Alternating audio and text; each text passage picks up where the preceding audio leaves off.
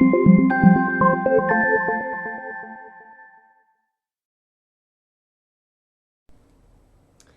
Jewish Mom. Last week on JewishMom.com, so I posted something called "At First I Was Dying to Get Married" by Anonymous. So for those of you who missed the post or don't remember it so clearly, I'm going to read it to you. This anonymous author says, "At first I was dying to get married. Then I was dying to get pregnant. Then I was dying to give birth. Then I was dying for my kids to finally grow up. Then I was dying to see them marry and have children. Then I was dying to retire. And now I'm dying, and suddenly I realized I forgot to live." Okay, sound familiar? So I think like it's sort of like a natural thing that we're we're in a certain stage of life and we're sort of waiting and waiting and waiting, dying to move to the next stage of life. And so Sarah from Seattle, I think one of my most faithful long-time readers of JewishMom.com. So Sarah from Seattle wrote and she said, well, how do we do this? How do we stop dying to reach the next stage? So I wanted to dedicate this pep talk to that excellent question.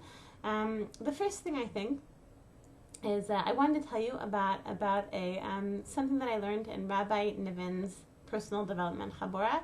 And again, my weekly plug.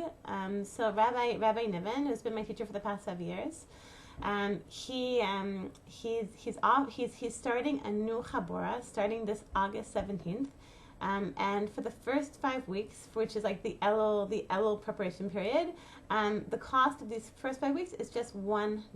I recommend this very, very highly. The goal of the Chabura is to increase our vitality, vitality, transcendence, and powerful joy. And it's really transformed my life, made me a much calmer, happier, more present person. So I recommend all of you. You don't have anything to lose. It's just $1. You can learn more at www.newchabura.com. New Chabura, NEWCHABURA.com. So hope you enjoy. Okay. So Rabbi Niven, something which he teaches about is a tool called paradising. So what's paradising? Think about your day. Okay, think about your day, and I think all of us have a time during our day, which is the most difficult, unpleasant part of our day, right? Possibly it's dinner time, possibly it's bedtime. For me personally, it's morning rush hour, getting kids out time. And so maybe it's Friday, getting ready for Shabbos. Maybe it's Shabbos itself, Maybe it's Motzei Shabbat. So what Rabbi Niven says is he says something. This is it's like a very, very obvious tool, something which you would just think is sort of like something that would have occurred to us already. But like many things in Rabbi Niven's Chabura, it's sort of like things that are common sense, but we don't actually do them just naturally. So what he recommends is looking at that thing, like for me, the morning rush hour, getting kids out of the house in the morning, and brainstorming how to make that point of the day better, how to make it a pleasant, fun, nice part of my day as opposed to a part of the day that I dread, and every time after I do it, I feel like, how could I possibly do another morning getting the kids out like that? Okay. So just for a personal example, so I was feeling really stuck with mornings and feel like by the time I got everyone out of the house in the morning and bringing my 2 youngest kids to nursery school, I would just come home just feeling completely worn out.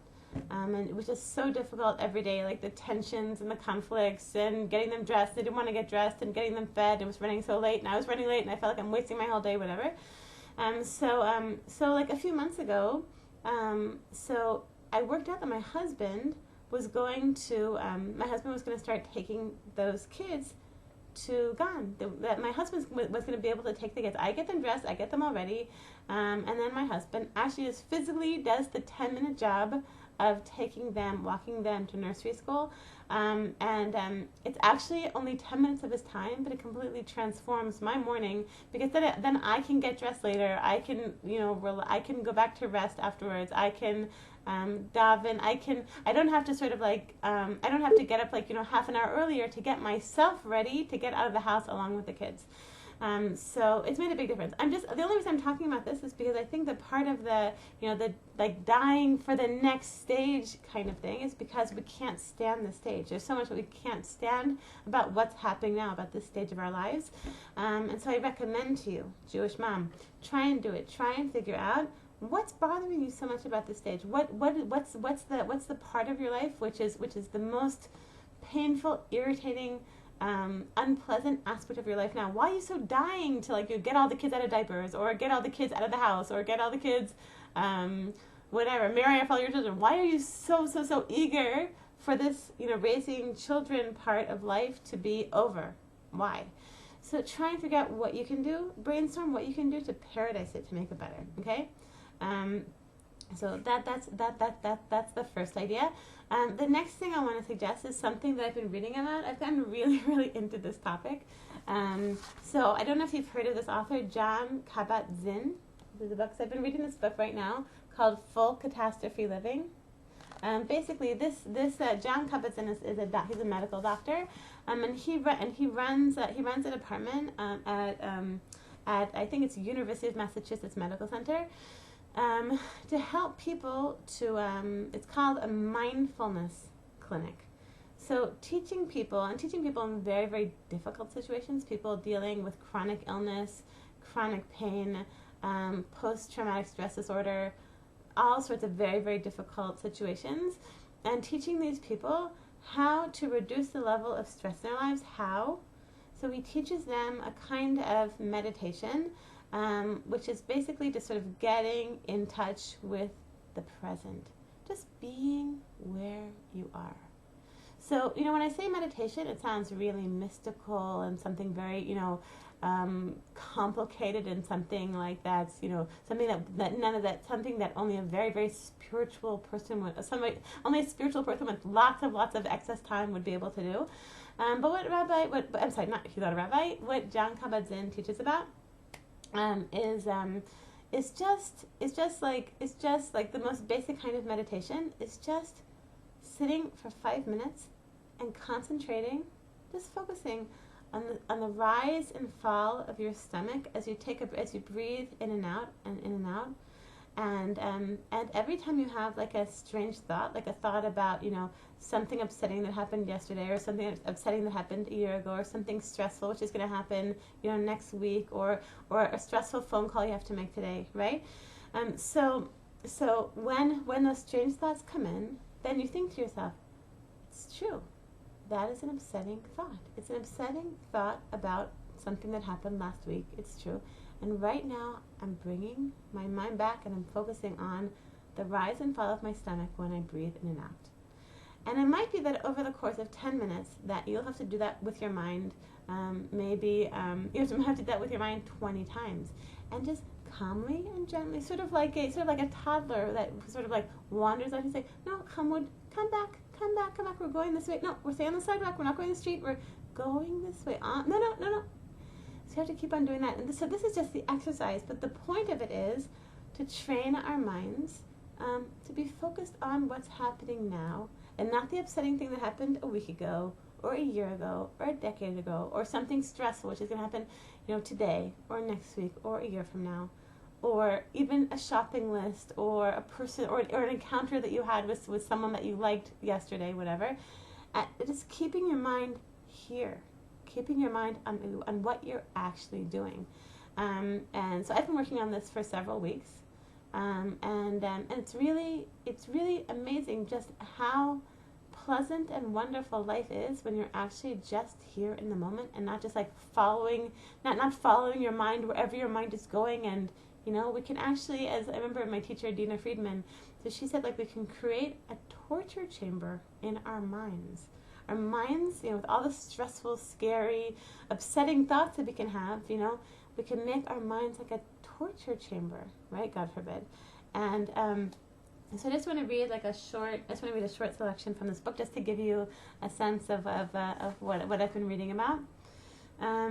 So he writes, much of the time, you may get away with being only partially conscious like this, right? With having all these distracting thoughts.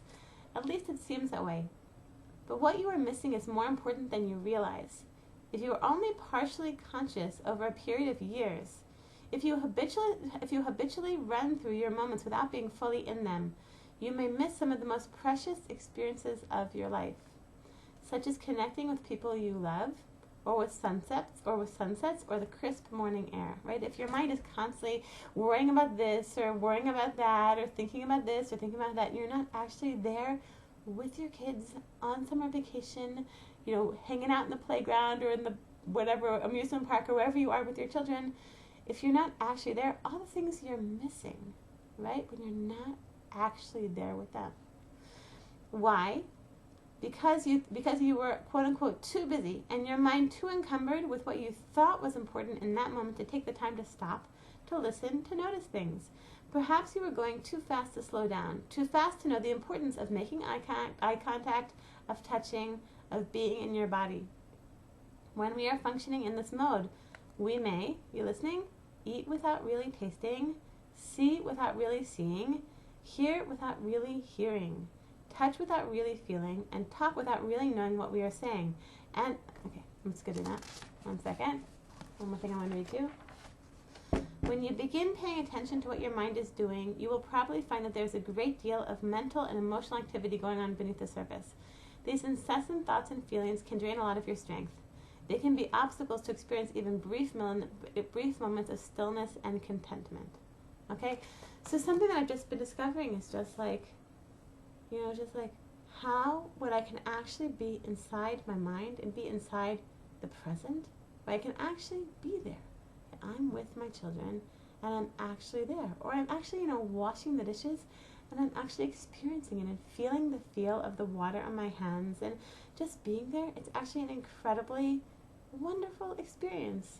No matter what upsetting thing happened a week ago or 2 years ago or an hour ago, or the stressful thing which is going to happen this day or, later this day or in a week, or if at that moment I can rein my mind in and say, no, right now, I know, right now I'm focused, right, and it's I can say to my mind, like that toddler running into the street, I can say, no, I know, right now, mind, you want to be thinking about the stressful phone call that you need to make later today, but right now, I'm just feeling the feel of, of the warm water as I'm washing, as the soap says as I'm washing these dishes, Or right now, no, I know mind, you want to be off, worrying about, what's going to happen a month from now. But right now, no mind, bring my mind gently back like the toddler from the highway, bringing the mind, gently back and saying, right now, I know you want to be worried about that. And right now I'm focusing on the beautiful trees that are surrounding me and the beautiful color of the light blue sky. What a wonderful feeling. It's just incredible how we have this ability to feel this great joy and that we don't tap into it. And it's actually so easy. I mean, it's something that we need to work on. It's something that I've been working on every day and doing and spending a certain amount of time every day. Not enough, but spending a certain amount of time every day trying to just focus on my breathing. But I feel like just by raising consciousness about it, like raising my consciousness, that it's really affecting the quality of my life. So in conclusion, so I think that it's natural for us, to always be dying. Like the anonymous writer of this famous saying, of this famous whatever poem or whatever it is. It's natural for us to be waiting for the next stage of life, to be thinking, it's going to be so wonderful when all my kids are out of diapers, and when all my kids are in school, and when all my kids are out of the house, and when I have so much time, and when I'm a grandmother, and when I'm and when I can retire, and But I think that if we can actually, do these two things, in conclusion, if we can, first of all, paradise and try and figure out what is bothering you so much. Like, what is so difficult for you? It is difficult, I'm not denying it, but what's the most difficult part of your life? What is the part of your life which you dread the most? And is there something that you can do? Is there something that you can possibly do to make that aspect of your life better? Like possibly outsourcing what you don't like doing, outsourcing it to a member of your family, your husband, an older child, a babysitter, a cleaning lady. Are there things that you can outsource, or just maybe you can find some way. Just if you brainstorm, I think that you can probably find a way to paradise the thing which is difficult for you.